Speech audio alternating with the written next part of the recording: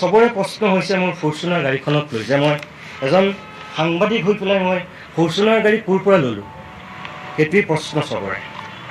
মই আপোনালোকক কওঁ, এইখিনি ফৰ্চুনাৰ টয়টা এজেঞ্চিৰ গোটেই অৰিজিনেল ডকুমেণ্টছ মই লৈ আহিছোঁ। আপোনালোকে গোটেইখিনি চাব পাৰে, লৈ আহিছোঁ।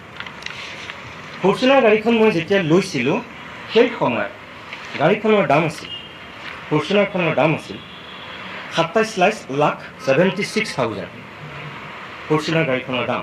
ইয়াতে আছে, আপোনালোকে গোটেইখিনি চালেই গম পাব মই যদি মিছাকৈ কৈছোঁ। 27 লাখ টকীয়া গাড়ীখনৰ এইখন লোন চেংচন লেটাৰ চাওক, HDFC বেংক চাওক, 27 ছেপ্টেম্বৰ 2017 মই 2 অক্টোবৰত ফৰ্চুনাৰ গাড়ীখন লৈছিলোঁ আৰু তাৰ 27 ছেপ্টেম্বৰ কেইদিনমান আগত লোন চেংচন কৰিছিল HDFC বেংকে।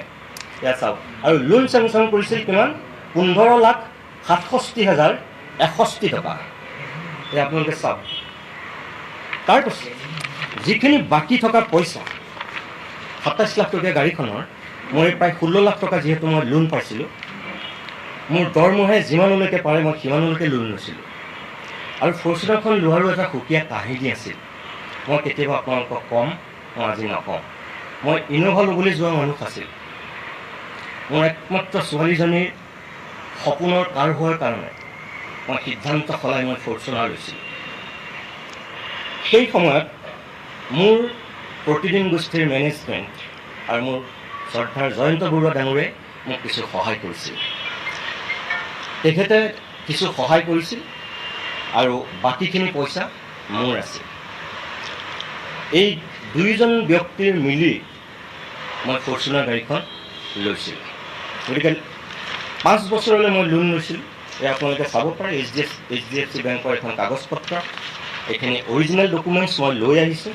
গতিকে ফৰ্চুনাৰ গাড়ীখন যদি মোক কোনোবাই গিফ্ট দিছে বুলি ভাবিছে বা মই কাৰোবাৰ পৰা কিবা ব্লেকমেইলিং কৰি লৈছোঁ বুলি ভাবিছে বা অসৎ ওপৰে লৈছোঁ বুলি যদি ভাবিছে, তেনেহ'লে আপোনালোকৰ প্ৰতি মোৰ অনুৰোধ যে কথাখিনি জানি পেলাই আপোনালোকে কওক, তেতিয়া মোৰ ভাল লাগিব।